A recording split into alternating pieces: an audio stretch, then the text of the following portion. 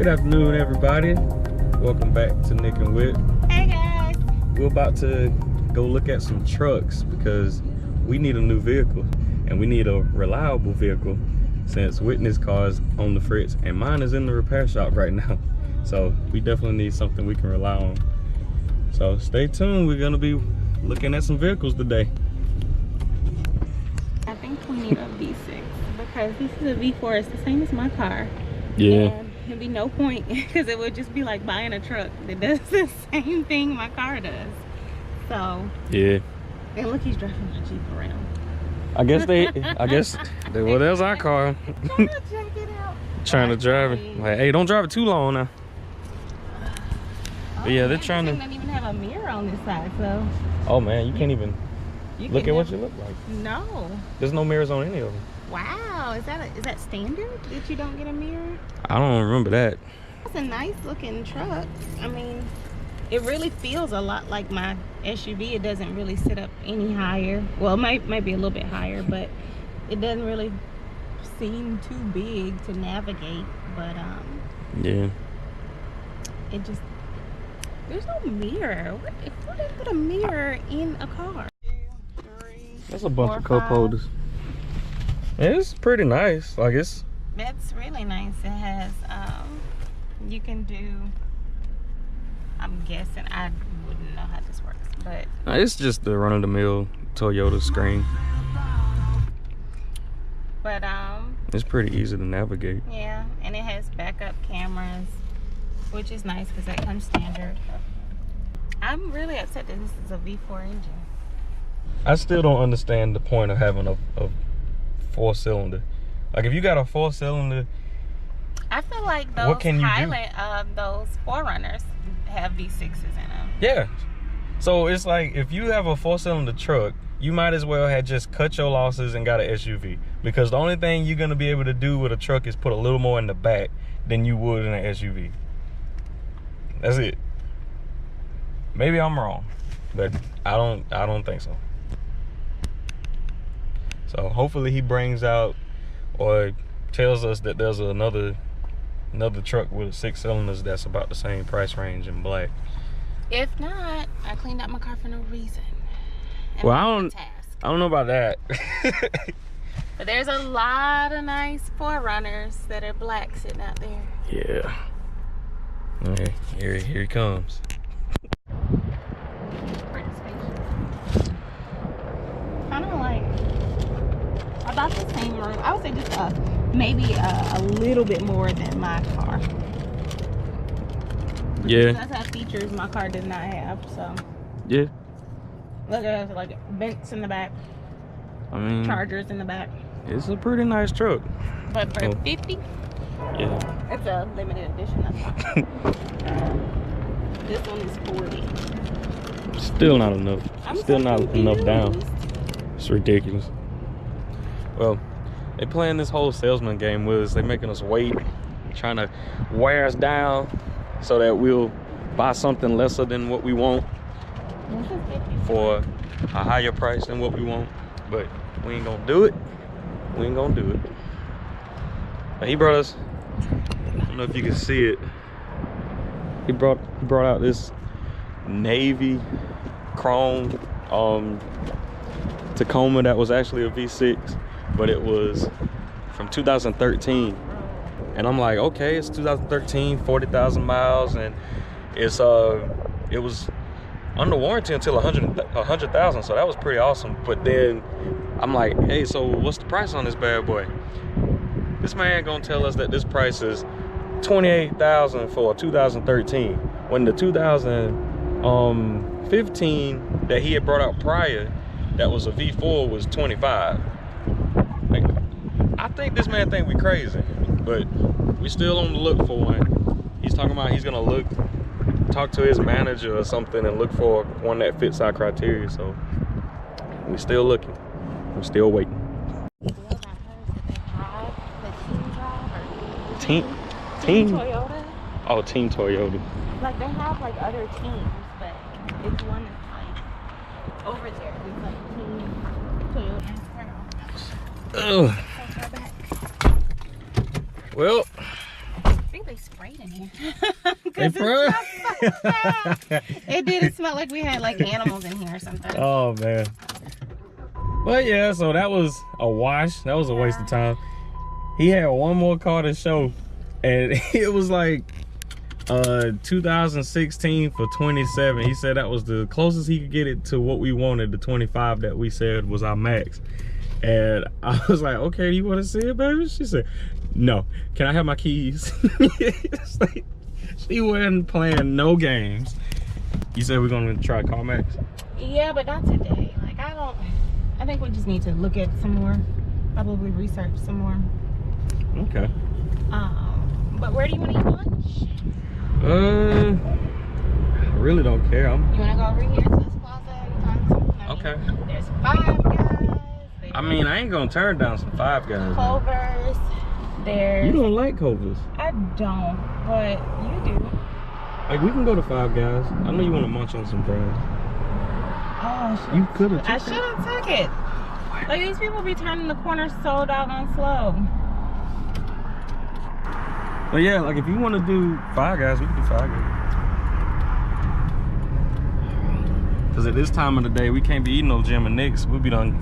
Took a nap in the parking lot. But they have some food. Biscuits. Bump the biscuits, the meat. They got some good ribs and pulled pork sandwiches, all kind of stuff. But no, that's too heavy. It's too heavy for lunchtime. So Five Guys it is? Yeah. Guess we eating Five Guys. I'm super upset because I just knew that truck was gonna have a V6 engine, but I kind of knew it didn't because it didn't mention anything about it on the website. Yeah. So that sucks. I just gotta pray on it. Yep. But about my car. So I had this whole ordeal go on with my car. Like the day before I was gonna pay it completely off and have it be mine, all mine, I end up having my serpentine belt fall off. And I'm like, why did my serpentine belt fall off? I check, I pull over because I was like walking distance from my cousin Kim and Brandon's house. And I pull over and check the serpentine belt and it's just hanging in there. And it's not broke. So I'm like, no, how the heck did it come off if it's not broke? And I get up in the car and I'm looking, find out my idler pulley is... Oh, they're still working on it. Oh, they're still working on it.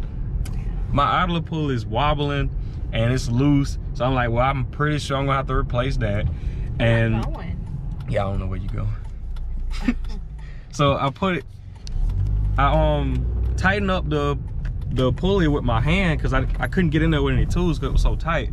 And me and Brandon, I called Kim and Brandon to come help me, and we put the belt back on. After like 3 hours of trying, we finally get this belt back on, losing daylight.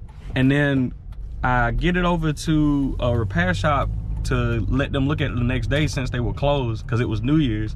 And they called me back and say, yeah, we need to change the idler pulley, which I knew, the belt, which I knew because the belt shaved off while I was driving it over to the repair place. And then I gotta give them some more money to replace the tensioner, which I still don't think I needed to change, but I was like, you know more than I do, so I'll do it.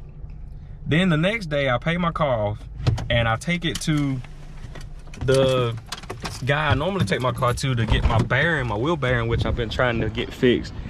And he tells me it's not the wheel bearing. He thought it was, but it's not. It's the whole freaking differential having issues. So he checks my differential this week coming up, and he's gonna tell me how much it's gonna be. He told me that it's gonna probably be around $2,200. So yeah, I got a lot of issues going on right now. So we have Five Guys, about to eat some good food.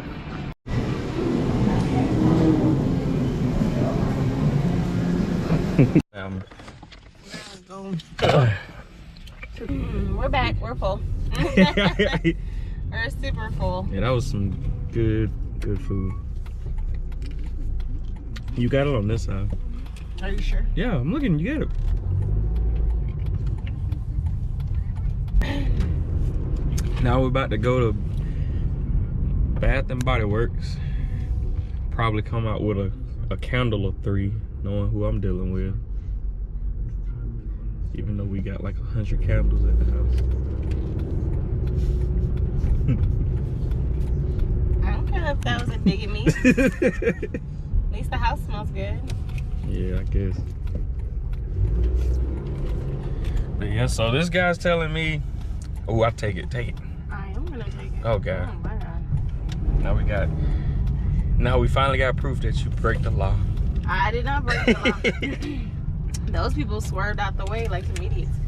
I guess they thought we were playing chicken. Yeah, I was talking to my cousin about it. I was like, man, this is crazy. Like, it's a $2,200 job where I was going in thinking it was gonna be $500. So now I got to deal with that. I was like, but thank God that he made a way for me to be able to handle it, because I was almost about to freak out after they said that, because I was like, first I'm like, thank you God, because you gave me the ability of being able to pay off my car, my first car, and I finally paid it off. I'm happy. And then boom, something go wrong, $400 out of my pocket. And then I say, thank you God, because I still was capable of paying off my car even with the $400 unexpected repair. Then boom, my car break again. Like, I found out that the thing that I was gonna fix, that I wanted to fix, wasn't what was wrong. It's a $2,000 job. And then I was like, you know what? Thank you God, because you still made a way. And the whole time I'm like a little shaky. I'm like, oh boy. And then the whole time Whitney's like, I don't even know why you even trying to worry about this, because you know that it's handled. It's all good. I'm unbothered by it because I know that guy's handled it. See, I don't like when you speak for me. It never sounds good. Like, I do not sound like that. Yeah, she sounds like that. But I definitely was referring to when Jesus was in the middle of the storm and the disciples were like, hold on, bro, you sleeping? Like, it's a storm. Wake up and help us. And Jesus is like, are you dismayed? Like, what's going on? And he just said, peace, be still. And I've spoken that time and time again over so many situations that my faith just won't allow me to fear in financial situations, because we've already prayed that we're financially capable. Like, that was one of our first prayers when we decided to come up with a mission and a vision for our family. We decided to include the financial aspect because we know we'll never be broke another day in our life. Not to sound cocky, but our supply isn't our paychecks. Our supply is God. So there's never a need to worry. If there's a situation that pops up, it may seem daunting at first, but God has made, like, we've gotten through everything up to now. So let's not forget that. Yeah. Now, ain't that the same thing I just said? That's the same. I said it the same way. But no, I said it the so same much way. more eloquent coming from me. I said it the same way. Like, it sounded just as good. It was rudimentary coming from me. I said the same thing. She said, I don't know why you worrying, because you know guys got it. I'm unbothered. That's the same thing. I don't know how you don't see it. Whose voice is this? That's Like, your voice. That's how you sound. That is not my voice. It's not my voice at all. That's exactly how you sound. I just need to go higher. I don't know why you bother. That's your voice. That's how you sound. He gonna be needing Jesus to help him leave this city down here. Oh man. But yeah, so that's what I want. It's insanity that it took this long to get to this here. Yep. Yeah, that's the thing that a lot of people need to hear a lot more of, that they shouldn't be sitting there worrying about all this stuff in their lives, because it's just a storm that's got a brighter day at the end of it, and you just gotta weather it and just push through it, and then things will get better. So even though, like, even after that, even after finding out that I was gonna end up paying like 22 grand on a car repair that was supposed to initially be 500, I got in Whitney's car to go pick up food the other day, and then I'm trying to leave and come home with the food, and the car won't crank. And I'm like, are you kidding me? Why won't this car crank? So it sounds like to me, and probably the rest of the world, that Nicholas is just breaking cars at this point. I ain't breaking cars, and then first you of hit your all. brakes. So you, Come on, you gotta Illinois. find me Come on. to not drive. There are too many people in around the metro Atlanta area that aren't from here, so they don't really know how to drive here. They're aggressive when they shouldn't be. Like they zip and dart in and out of traffic with no signal light, no thought of anyone else's safety. But then they don't merge. And they don't like merging. It's like they think like merging is illegal. I'm gonna ride this white line until it ends. Well, now we kind of have to. Ah. It's just a lot of times people. Now I'm starting to think we should have went the streetway. Oh yeah, I didn't even know that the traffic's gonna be this bad. This is terrible. It must be a lot of people coming back from winter vacation. Yeah, yeah, I didn't think about that. But yeah, a lot of people, they let all the bad things happen and then just overwhelm them, and then they just forget about who their supply is. Because after I got in the car and it didn't crank, I was like, Lord, don't do this to me. Please don't do this to me. Don't do that to him. That means we would only had one working vehicle. Like, no, we wouldn't have had no working vehicle. We wouldn't have any. We wouldn't have any working vehicles, and so we would have been out of luck. So I was like, well, I got to figure out why it's not cranking. So I noticed that the antifreeze level was low. It was really low, which I had already poured some in, so I was a little questionable why it was slow again. But I poured some in, talked to the guy a little bit, and then it crunked, and I was like, thank you, Jesus, and I got home.